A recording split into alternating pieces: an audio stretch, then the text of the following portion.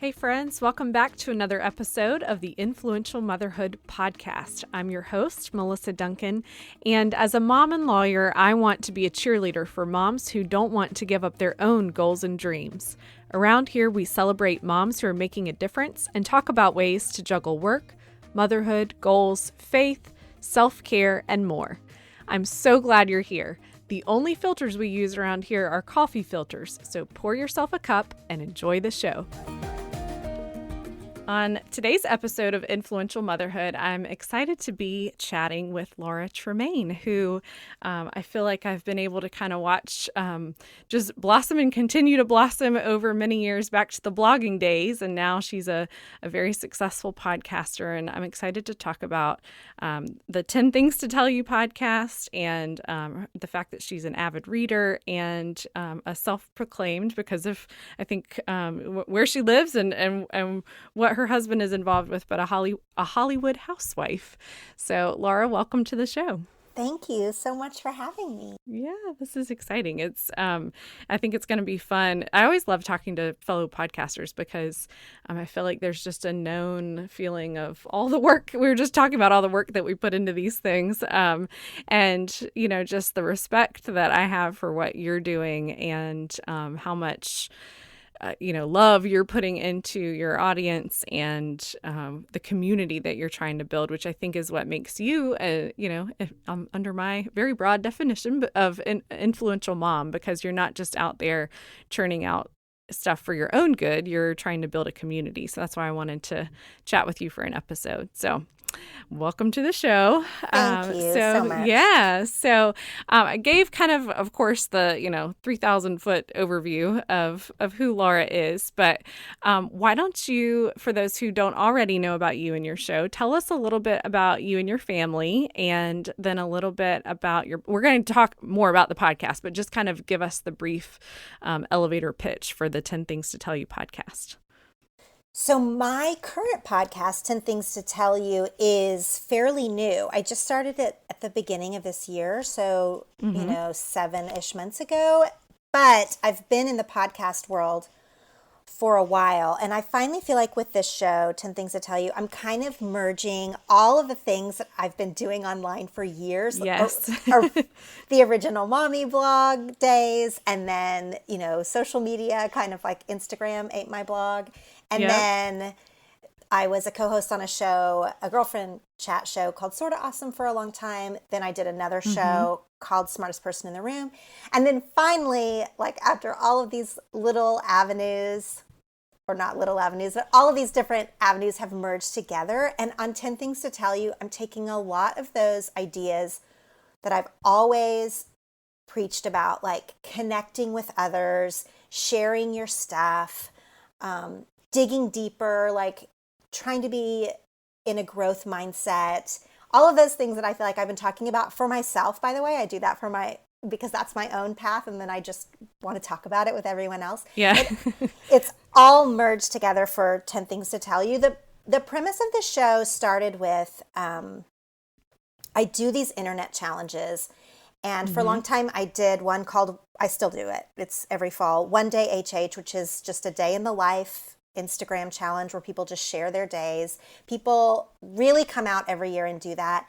And then last year, this is prior to starting the podcast, I did a challenge called 10 Things to Tell You. And the whole idea was there was a prompt every day. Some of them were silly, some of them were serious. And I just wanted people to answer the questions every day for 10 days. Yeah. And it just really seemed to resonate with people. I know I loved answering the questions. People seemed to enjoy answering the prompts. They maybe didn't do all 10. They just jump in on the ones that interested them. That was fine. And so I took that challenge and made it into the show. And the podcast follows the same format. So every episode has like a topic or a prompt that sort of challenges you to either look inside yourself, maybe journal about this topic, or take it to a friend or a partner or a group of friends and say like, hey, how do you feel about this?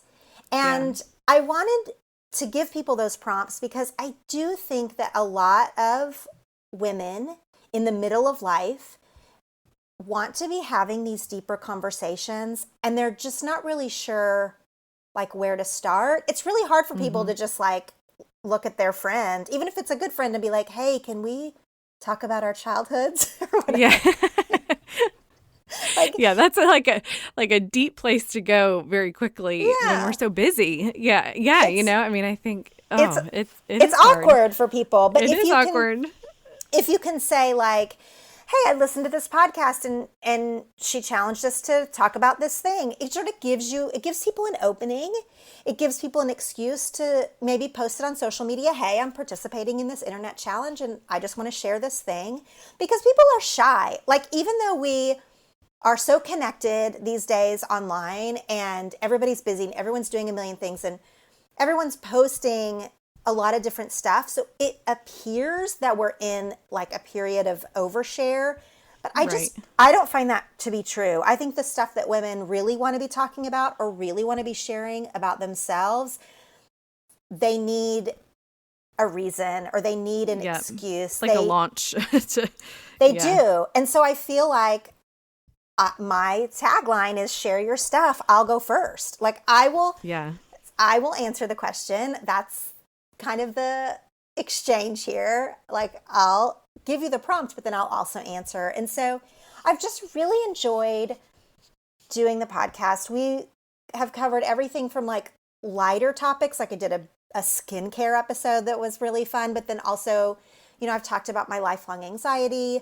I'm going to do book episodes pretty regularly. We've already had several. Mhm. So it's a mix in terms of depth, but I really feel like I have hit my sweet spot in the content that I'm creating and Yeah. what people seem to be like responding and resonating with in this, kind of crazy period of history, honestly.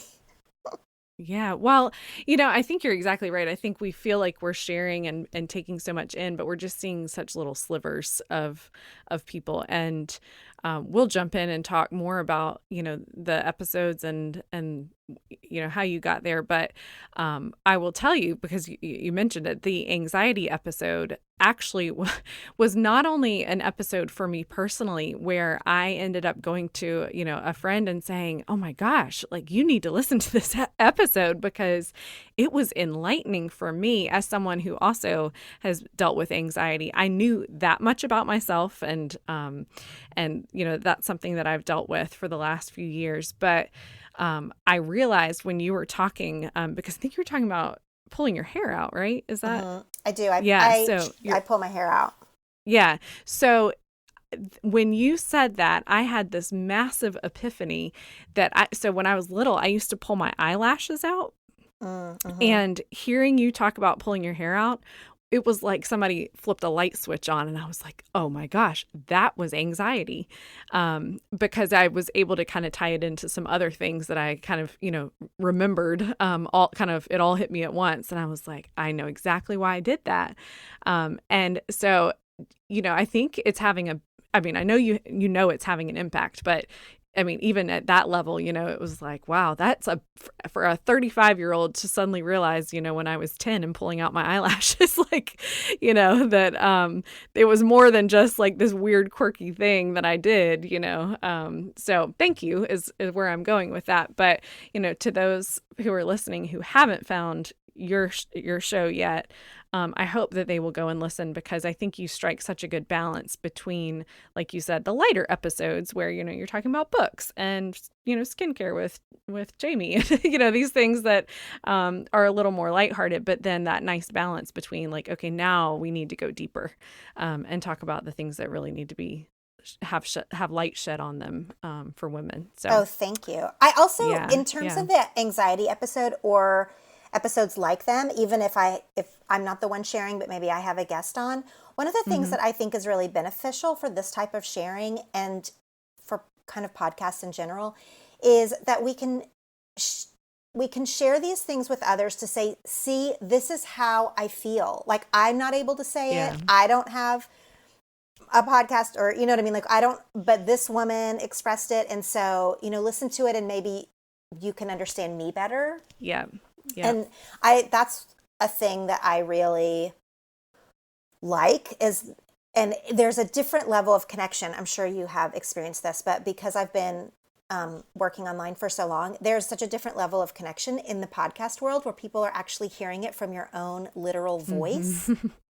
Yeah. And they can hear, like, if you're joking, or they can hear, your sincerity, or, whatever it is. I have found in a decade of putting myself out there online that podcasting is easily the most intimate way to connect with a broader audience. Like Yeah. people Yeah. really I feel like I could do like I should maybe even do a whole episode of like how using your literal voice, and it doesn't have to be on a podcast, even if you're using your Yeah. literal voice to speak with a friend, using your actual voice is different than writing or posting online or any of those things. Yeah. Yeah. Because I think, people feel like, I mean, we think about our senses, and I think sound, I mean, I don't know this to be like scientifically true, but I think sound has more of an impact on our brains probably than just our sight, like Mm-hmm. I would think that's one of the higher senses. So, well, I love what you're doing. So, let's talk. I wanted to kind of go back to, you referenced this, building community online on Instagram with your one day HH hashtag. And so I want to tell you something funny. So I have been participating in that for, like, you said, it's been around for years. So from probably the beginning. And I always thought that it was one day Hollywood housewife, because that was, I think maybe was that your Instagram name back then? Yep. Or Well, your blog or something. And then I saw on your website that it was one day hour by hour. And I was like, oh, I've had it all wrong. no, you didn't. You didn't have it wrong. Oh, okay. Well, that makes me feel better. So You I guess because didn't. you've transitioned into out of Hollywood housewife. So is Yes, that right? Okay. somebody years ago, after I had closed that blog, but I was still using that hashtag because I'd been doing this challenge for so long and I wasn't really sure how to change it. And somebody suggested that it go by hour, or maybe they misunderstood and thought that it meant hour by Yeah. hour. And I was like, well, Well, it's brilliant. that's what I thought. I was like, this is amazing. We're just going to transition right into what this means. Yes. Yes. Well, good job, because I was like, that is brilliant. How did I not realize that?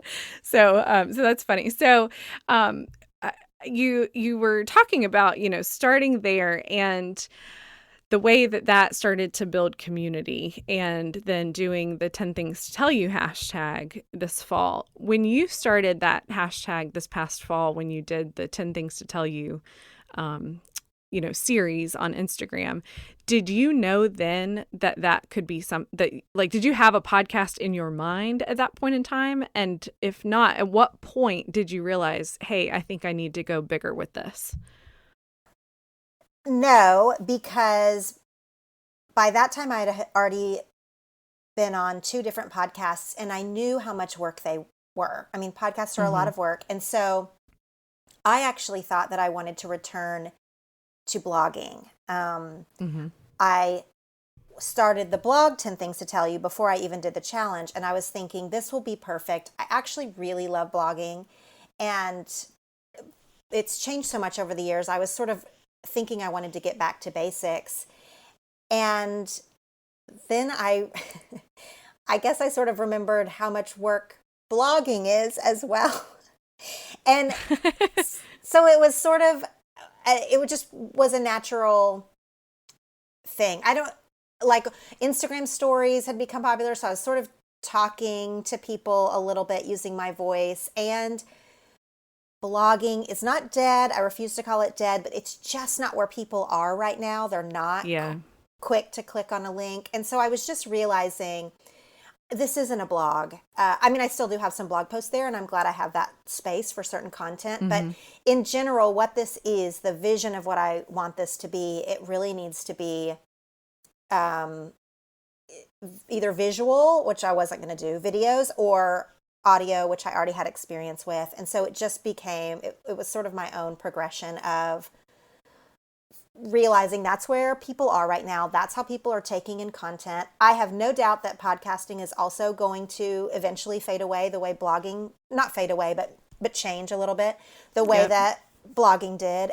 But what we're in right now is an audio boom, and I enjoy podcasts. I like consume a lot of them, and I do like making them. And so I just like I had to like face facts, man. Like that's just Yeah. Yeah.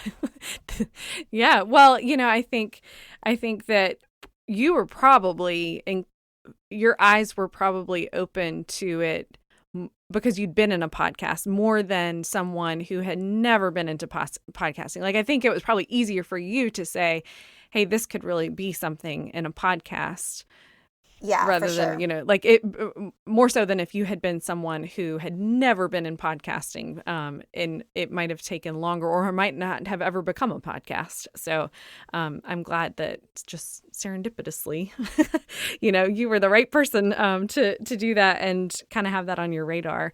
I wanted to ask you actually something that you just referred to. So you saw blogging from it, kind of hit its height and then start to come back down from that peak. And then you've been in the podcasting world kind of since, the beginning stages. And then now where I don't know that we're at the peak, but we're on the upward trend.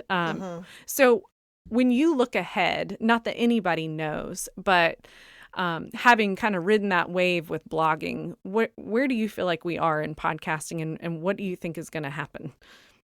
Just very kind of like, I know you can't predict the future, but I'm just curious. Well, here's the deal. I do have thoughts on this. Blogging was a much more even playing field. So Yeah. there were a lot of blogs, and it was a pretty, low bar of entry to get someone to click on your link and read your post. It Yeah. took 2 to 5 minutes to read somebody's post. You could have hundreds of blogs in your feed reader or that you followed easily, and you just click on the content you cared about or whatever. I don't even think I realized at the time, like, that it was not that hard to get a click, to get somebody to read your stuff.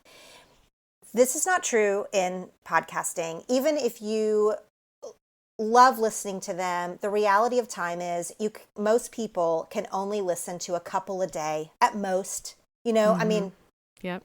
unless you're on a road trip or something, just living your regular life, you can't listen to everything you want to.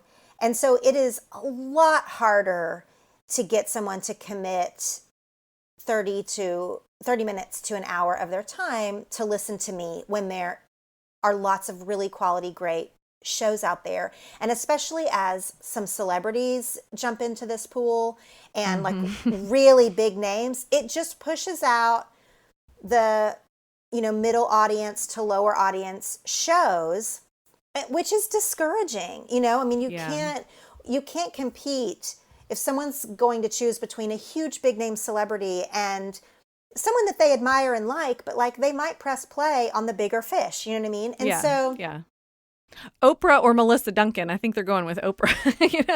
I mean, it's just a different thing than blogging. And so I think we've obviously been able to build audiences, and that is sustainable for right now. But as like podcasting gets more and more popular and more people are jumping into this pool, I don't know that it will even last as long as blogging did, which I think was a good decade or so, simply because you're going to end up with, I think, a lot of big shows, and the people who have a more modest audience are going to find another way. And to circle back, that's kind of one of the reasons I wanted to return to blogging, back to lower stakes. Like when I had my other show, Smartest Person in the Room, I was like, I can't compete with some of these big fish. So I'm going to go back to like a lower bar in terms of audience and getting people to click on my blog. Well, obviously that's not where my path led, but I do see, just from like a bird's eye view of, there's so many good shows out there. There really are. Like it's so impressive what people are making and putting out there. I don't know, like if shows will go shorter format, and like YouTube manages to do it, and video requires more than audio does in terms of like you have to sit down and watch a video, So Maybe I'm wrong. Maybe I'm wrong. Maybe it will be like YouTube and there will just be hundreds of thousands of amazing creators, and we'll see. I kind of think we're Yeah. moving towards that right now. Yeah.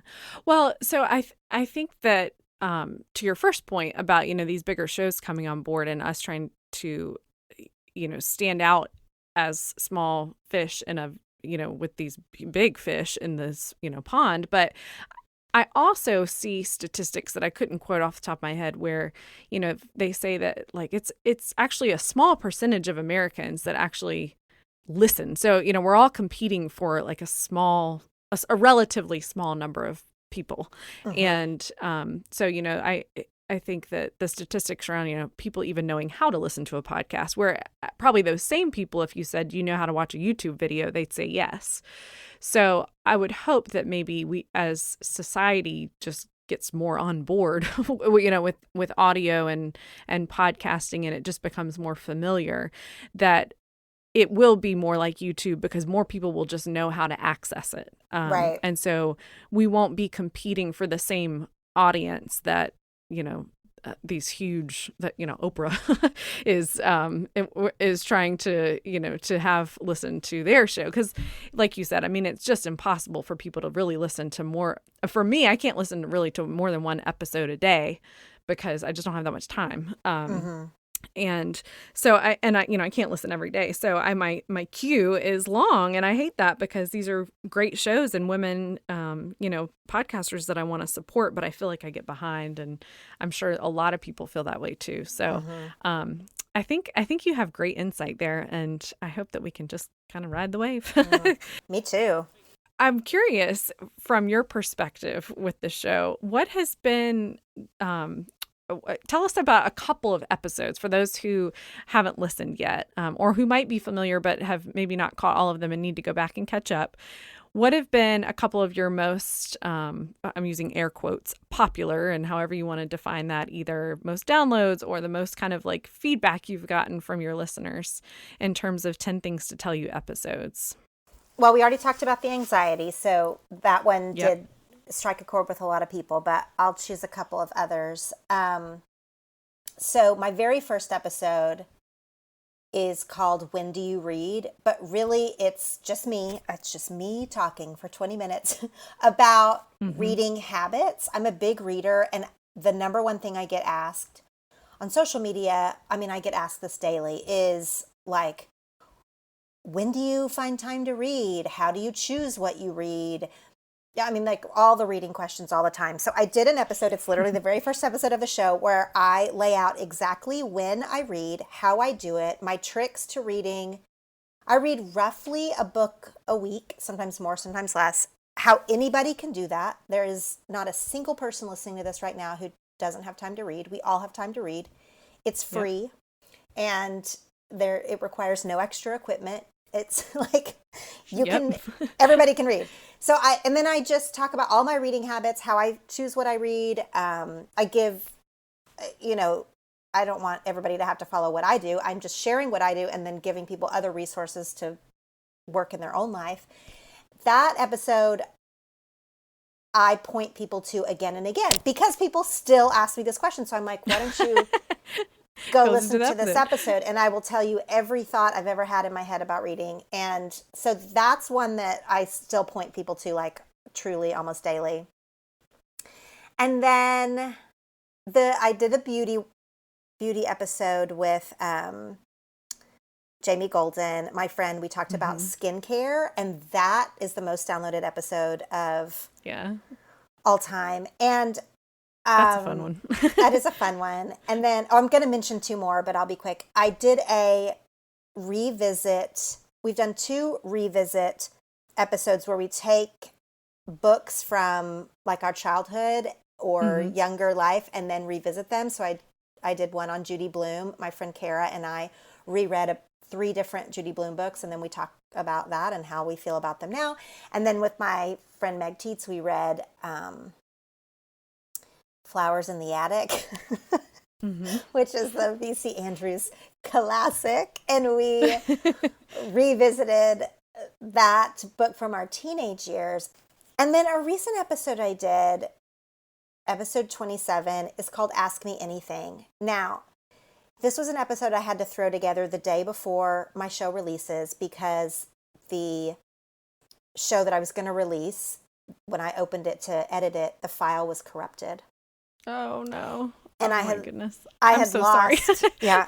It was terrible because it was an interview show. It was a show I had done with someone else. Oh. And I was super sad about it, but then the show must go on. And I just had to throw something together. So I just threw on social media, like, an Ask Me Anything prompt. Like, do you guys have anything you want to know? This is just what this is going to be. And I thought, I'll just put together 15 minutes answering questions. Like, it's all I got. And it ended up being like a really interesting exercise in sort of seeing what my audience wanted to know. Yeah. And, I talk about like life transitions. I talk about growth. I talk about like stupid stuff. Somebody asked me if I got Botox. The answer is yes. Like I did, this sort of range of things. And then at the end, there's a few little minutes with my mom who happened to be visiting at the time. And some of the listeners popped in and asked her a couple of questions. And anyway, that episode is called Ask Me Anything. It's episode 27. And it's sort of fresh on my mind right now, but it's kind of a less scripted glimpse into me. Every other episode is somewhat scripted. And this was just like, I'm just going to answer these questions off the top of my head. And that it sort of had its own, it sort of became its own thing. So yeah, has its own vibe. yes. Well, I think that I think that all of those that you said are fantastic, and I love that your variety in your format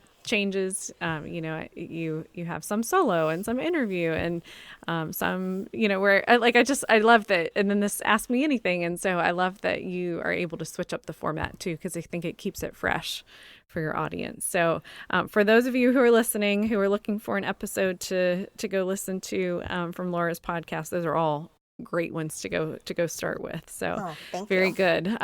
So what do you want to do next with the podcast? Like, where do you see it going? Oh gosh, I feel like I'm still at the beginning of it. So yeah. I'm not looking too far down the road with it. I mean, I still have a lot of ideas for prompts and guests and topics. Like that fountain is never ending for me. I keep a notebook of just tons of ideas. So I don't see that well running dry anytime soon, hopefully. Yeah. So I'm hoping that we're just able to keep going weekly with, good thought-provoking content. Yeah, well, I think you're definitely there, and I think that that's a sign of when somebody has kind of found their sweet spot, which is, I think those are the words that you used in the beginning. But the fact that the well is never dry for your ideas. If you were struggling each week to come up with, okay, now I have to come up with a new prompt, then I think that would be a sign that you weren't in your sweet spot. But the fact that you just have these ideas flowing, I think is exciting and a sign that you're in the right, you found the sweet spot. So I think that's great. Hey friends, popping into this fun episode to remind you to take a quick second to subscribe to the show so you never miss an episode. And don't forget, you can also sign up for bonus episodes and content from my monthly newsletter at melissaduncan.com/join. Thanks for listening, and let's get back to the show. So I want to transition and ask you about a couple of kind of mom-related things, because on top of all of these things we've just talked about, you're a mom. Yes. And so you have 2 kids, and you have a son and a daughter. Is that right? I do. My daughter's older. She's 9. She's about to start 4th grade. And my son is 7. He's about to start 2nd grade. Okay. Very good. So you have managed to, squeeze all of this into the little corners of motherhood that exist for you to be able to do these things like reading and, connecting with your community and podcasting and blogging. But from a mom perspective, I'm curious, and I love asking this question because we hear so many different cool things. What is your favorite mom hack in order to either keep your family on track or keep you from going crazy in the midst of all the chaos. I just love hearing what moms are able to come up with. Okay. My big mom hack is that I have my kids' birthday parties on the same day. Now, we have sort of a unique situation in that my kids' birthdays fall in the same week. Yeah, that So helps. that helps. And every year we have been able to have a joint birthday party. They've been fine with that for forever. And I like to have birthday parties at home. And we like, invite the whole class and sort of do this very traditional like cake and party hats and all kinds of things. Well, I knew that wouldn't last forever. And sure enough, this past year, they were turning 9 and 7, and they didn't mind having a joint party, but they could not agree on a theme. And we wanted to be inclusive, so we wanted to invite their whole class. And it started to just get logistically out of control. And I realized, I don't even know where I came up with this. And in some moments, I thought this was like super brilliant. And other moments, it was really stupid. But since I had the party at home, I wanted to have like a bounce house, and like a taco guy came to make food and all of this. And I realized we could invite their whole class. We could include everyone. But I didn't want to have 200 people there all at one time. So we did the third grade at 11 a.m. and the first grade at 2 p.m. or something like that. And I didn't have to pay twice for everything. Like I just paid one bounce house rental. Yeah, it was one day. Everybody got, all the pickup delivery fees, like all of that stuff was all knocked out in one day. I got all the cupcakes at the same place, like everything. And we did 2 parties, balloons, all of that stuff. It was just one cost, but 2 parties. Love it. And it was funny because, just the nature of the way schools are, like some people had kids in both of those grades. Oh, so yeah. They, or like just naturally you have friends at school. So like as one family is coming, another family's leaving, and they're like high-fiving as they like come in and out of the party. It was a tiring day, but I actually got a lot of joy out of it. I documented it on Instagram as we were going a little bit, not, I stayed present with my family, but in general, I was like showing, now we're getting ready for round 2. And, it was just it was a total hack. You're right. Because it killed a bunch of birds with one stone. It's like, it was very tiring. I'm not going to lie about that. It was very tiring, but I would rather be super tired after one crazy Saturday than have like back-to-back weekends of two parties. Yeah. Well, it's funny because I remember when because I saw you check in on Instagram, like we're midway through, about to transition to the second party. And I remember thinking like, holy cow. But then at the same time, that was when I had this epiphany, like, no, that is brilliant. Because when you have a kid's birthday party, even if it's just one, if it's at 11 a.m., you're still exhausted at 5 p.m. So why not just do the other one? And, like you said, like you're just one day of being exhausted because you're going to be exhausted no matter what. Right. So I think that's brilliant. I thought about that because we're having my son's party on the day we're recording this. We're having my son's party this weekend, his birthday party. And it's the same day that he's in a play. And the theme that he wanted for his birthday party before we knew about the play was like he wanted an acting birthday. So define that as you wish. But we ended up getting like a director's clapboard and like applause signs and stuff like that. And just for decorations. And when we found out the play was going to be on the same day, at first I was like, oh, I guess I'll have to move the party. And I was like, no, we're just going to do all this on one day, like acting party and then go see the play. So that's what we're doing. And the family is coming up bright and early and do the party and then go see the play. And I thought about you when I was coordinating that because I was like, like if we're going to be tired, we're just going to be tired and we're just going to go all in. That's right. So, yeah. So I love it. So did your kids feel like that was a good end result? Did they notice or care that? Okay. No, good. Because they got to go to 2 parties. They obviously were there for each other's. And party day at home, right? Totally. They thought it was so fun. And I had a lot of friends there who had Nick, like, what are you doing? This is so crazy. And then I had some friends who were like, oh, this is kind of amazing. Yeah, and my husband was like all on board because we had to, you had to do a cleanup. A little kids party is like pretty Yeah. crazy. Yeah.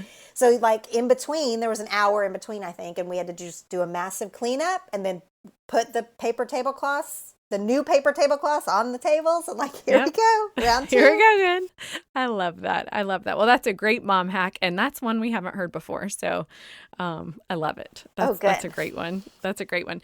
So, before we start to wrap up, I also want to talk about the ways that you have found this beautiful balance of sharing such personal stories and reflections about your life and your family, and being very authentic. I think your audience feels very connected to you, not only through the podcast but through Instagram and Instagram stories and your blog and all the ways that you connect. But you've also found a really nice, from what I can tell on the outside, a balance of kind of putting up a boundary that you and your family feel comfortable with. And I know that this is something that a lot of moms worry about, especially those of us who are podcasting or blogging or, having some sort of online presence. And we want to look authentic and share about our personal lives, but worry about our kids. So how did you find those boundaries, and what is it that you have found works for you? Well, I feel like I cheated this question a little bit because I know a lot of people struggle with this, like how much of their kids or their family stories to put online. And I absolutely see why this is like a heart and a brain struggle. But I feel Mm-hmm. like I had a little bit of a cheat because my husband is a director. He's a movie director, and he has, kind of a large fan base. And so, right, before I even had our daughter, I was always aware of, um, you know, privacy concerns, if you will. Yeah. Like I always Yeah. had to be aware of his people, like, Yeah. and not that everyone is not lovely and amazing, but it only takes like one crazy person from the Yeah. internet. And so I was always aware of the people that might be looking for more into his life by way Mm-hmm. of me. So I've sort of had a built-in boundary from the beginning, I guess is what I'm saying. Yeah. Yeah. Whereas during the early blogging days, a lot of people just spilled it all out there and put it all out there and then Right. Because they learned. thought just like their friends were going to read it. And then, Right. And yeah. so then maybe you learn a hard lesson doing that, or, there's lots of different stories from those early days as people were starting to navigate the internet. And I just always had that built-in boundary. At the very beginning in my blog, I never even used my husband's name because I didn't want in a Google search, if somebody was Googling him because of his movies or whatever, I didn't want them to stumble upon my like breastfeeding Yeah. musings or whatever, what I mean? Yeah. So I've relaxed that a bit. Now I do use his name, but for a long time I just held a pretty firm like boundary for myself. And and then as time has gone on and we've watched as everyone's sort of like tried to shift and adjust to oversharing on a blog or, not sharing enough to let there be a connection. Um, I've kept some things in place that, work for me. I don't use Mm-hmm. my kids' names. I don't usually share where we are until afterwards. That Mm-hmm. just makes me feel safe. That might be an absolute illusion. I have no idea. But I just have these sort of rules for Yeah. myself. Now, when my children were babies or when they were young, I felt a lot more comfortable posting about them, posting about, my postpartum anxiety or, like the struggles of that. I think it's really Mm-hmm. important for women to share that kind of thing. Now that they're getting a little bit older,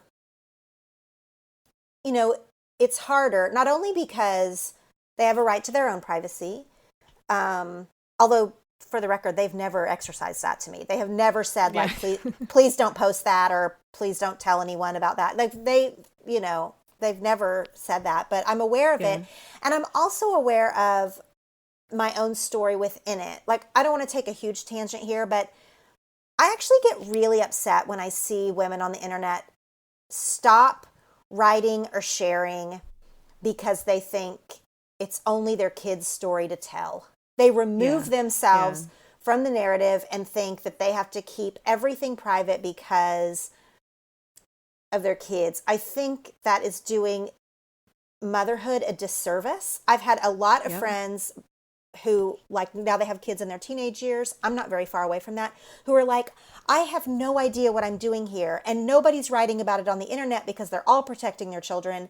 And so I just feel alone. I don't know how to Google what's going on with my kid. I don't know how to, connect to another mom online and see how she's handling it. Of course, I understand why people are not, why people are choosing to protect their kid.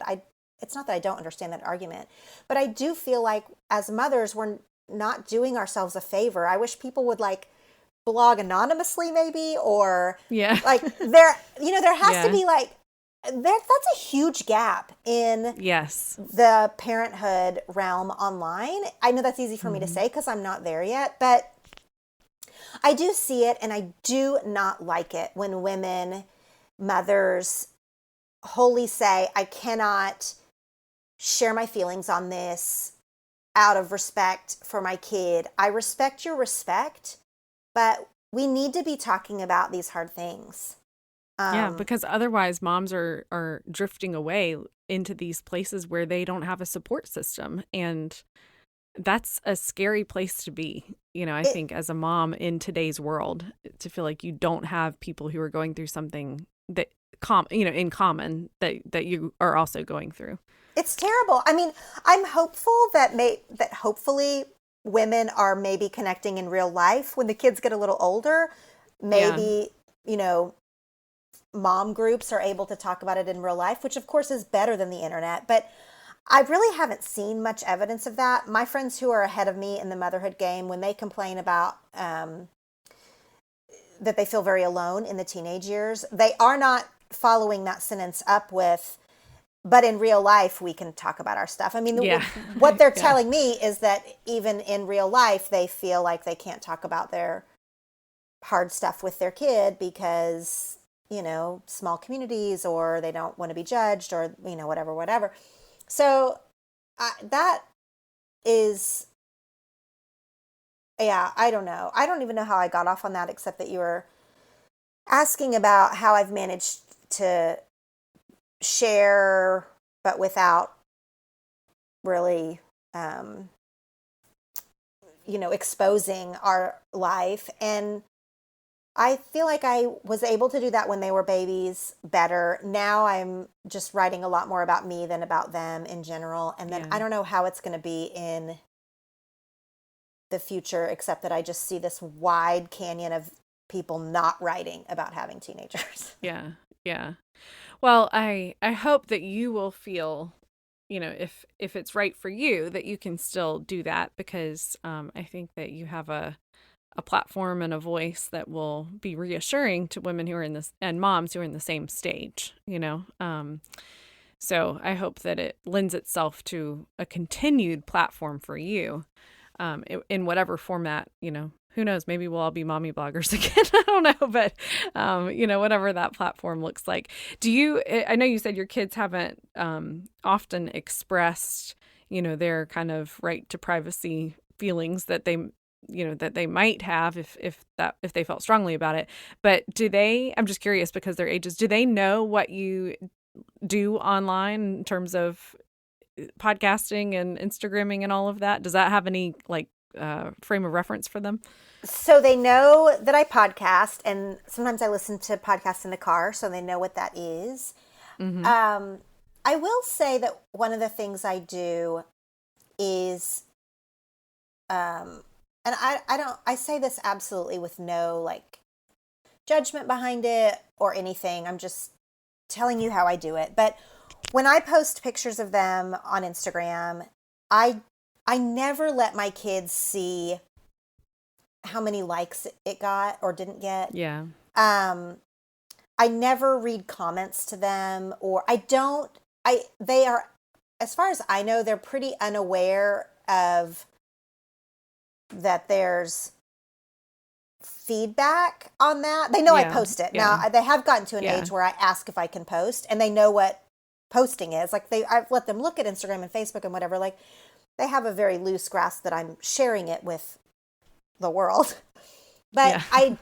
I really don't ever want them. One time I had my son say, like, how many likes did it get? And I was like, what? How do you even Yeah. know that it gets likes or not? I mean, he can read, so I don't know if he saw it under the thing, but that was, a flag for me of like, okay, I really don't want them to think, to get into any kind of brain space of his sisters got more than his did, or, you know, I don't want them to get into any of that kind of tangle. Yeah.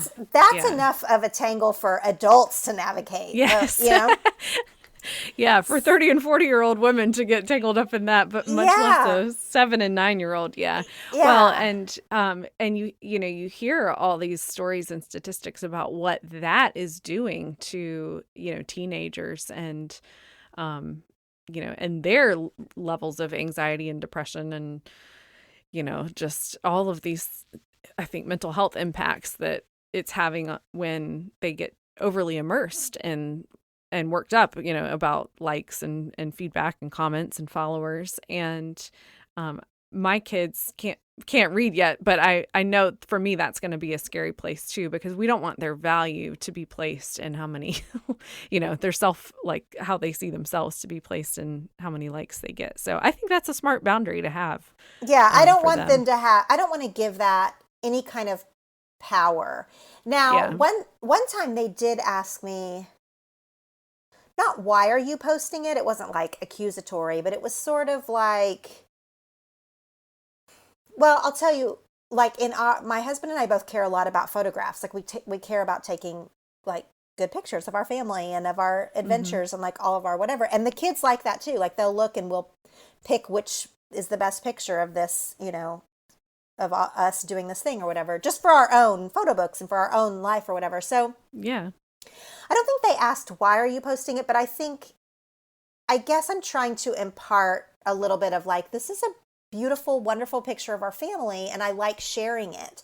And I want to Yeah. give Yeah. that or this is a funny picture, or whatever the thing is, and give that. I want to instill in them now before they have any social media of like the why, and not give any Yep. power to the likes or whatever the feedback is. Yeah. And I say that because I'm as guilty as anyone of watching, watching what gets a reaction in an unhealthy way Yeah. sometimes. So I definitely don't want to pass that along. Yeah. Well, I think those are smart boundaries. And even if you got off to, I guess I can't remember what you said, you kind of cheated the start of it because of how you were entered into this kind of public arena, in terms of online people having online access to information about you and your family. I think you've navigated it really well over a long period of time with it changing so much. I think you've adapted to it. So I think that's those are great indicators of how what has worked for you and your family. And I think you've got some good tips in there. So thank you for sharing that. Thank you. Yeah. So as we start to wrap up, I love to ask moms and women who are on the show, with what's left of 2019, so we're a little over halfway through the year, what's a goal that you have for yourself for the rest of 2019 that you feel comfortable sharing with us? Okay. Well, I have several. Okay. I We'll take them I all, whatever you want to give us.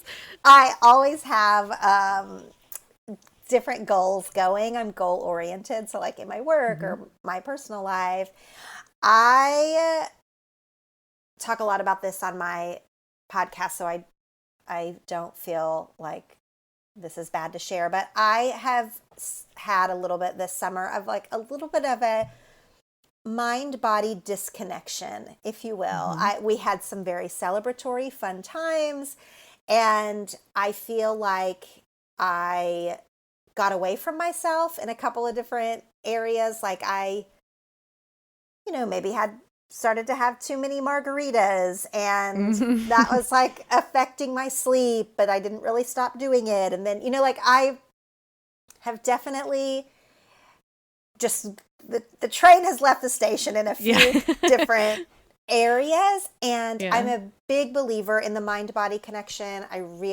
This is something that I really want women to explore in their own lives. And I love the book Intuitive Eating. If anyone's ever not heard of this book, Intuitive Eating, it's like a huge approach. So a really big goal for me in the next, 5 months or whatever is to like come back to myself in that way. I've started very loosely doing yoga because I think that I go in and out of doing yoga, but I definitely think it's a way to reconnect.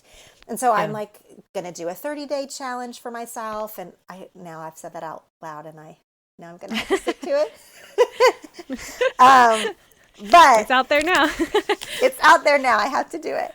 But this has been on my mind for a lot, because it's almost like you have to practice what you preach. And the mind body thing is something I 1,000% preach. And I have definitely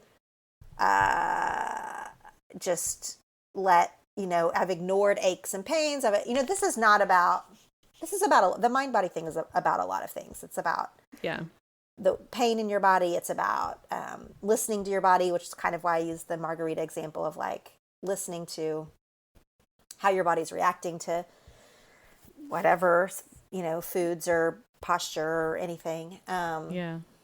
So that's a personal goal that I have. And then a work goal is, for me,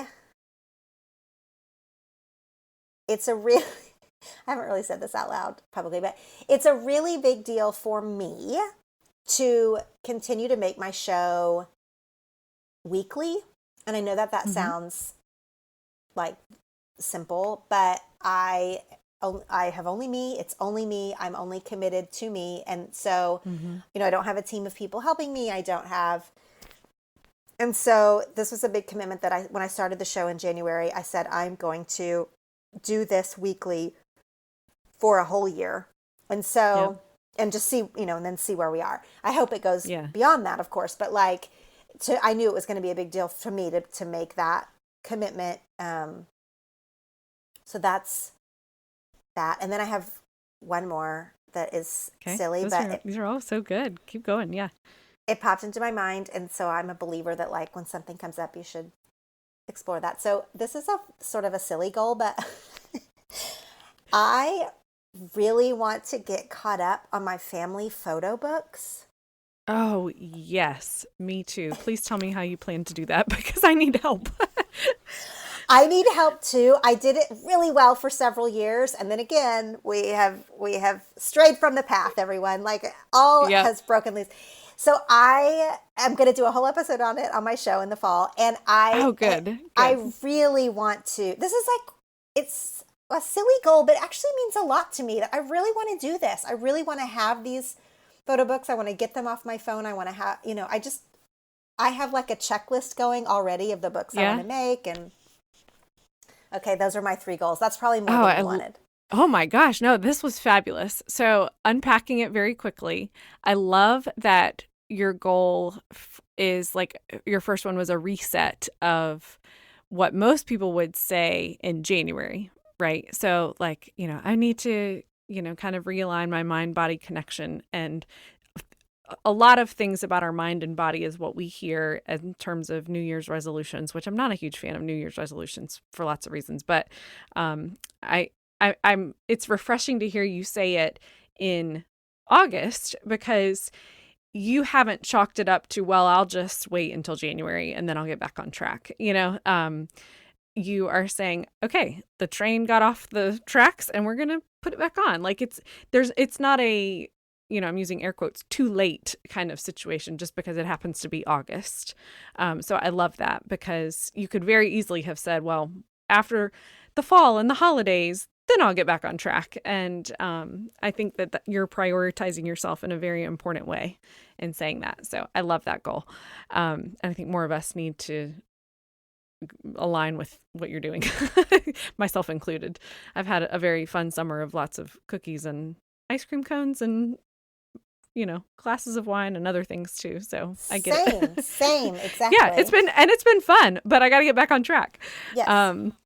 And then as a fellow weekly podcaster who is like a one-woman, literally, a one-woman show over here, I get it and I respect that. And I'm sending you lots of good vibes because I know how hard it is. And there are lots, at least for me, lots and lots of really late nights trying to get this thing out every single week. And it's a lot, but, it's, I don't know about for you, but like, the morning that I wake up and after a short night of sleep and it is up and live, I'm like, oh, I'm so glad I did that, because. Me too. I've had the exact same thought. Yes.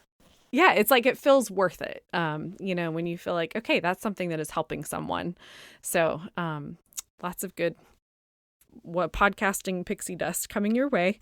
And then I can't wait for your episode about the books because so here's where I am. I've never, ever made a book, and I have a 6-year-old and a 3-year-old, and they have basically like no printed pictures, no books, no scrapbooks. I mean, I've been like a hot mess for now 6 years. And I feel like it is time to get all these pictures off of the cloud and into something that we can hold and look at, because when I stumble upon a memory on, Facebook is like, look at your memories and, or, in Google Photos on this day 5 years ago, I think to myself, oh, I had completely forgotten about that, and be so nice to have those memories in front of us. So I will be anxiously awaiting that episode so that I can hear what you're doing. So that's all wonderful.